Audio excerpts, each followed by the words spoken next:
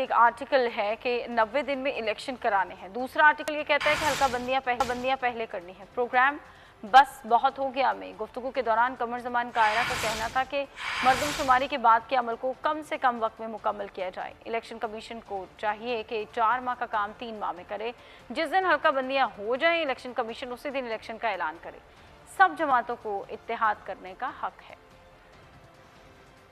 कि आपने 90 दिन में इंतखाब कराना है। दूसरा आर्टिकल कहता है कि आपने हल्का बंदियां पहले करनी है।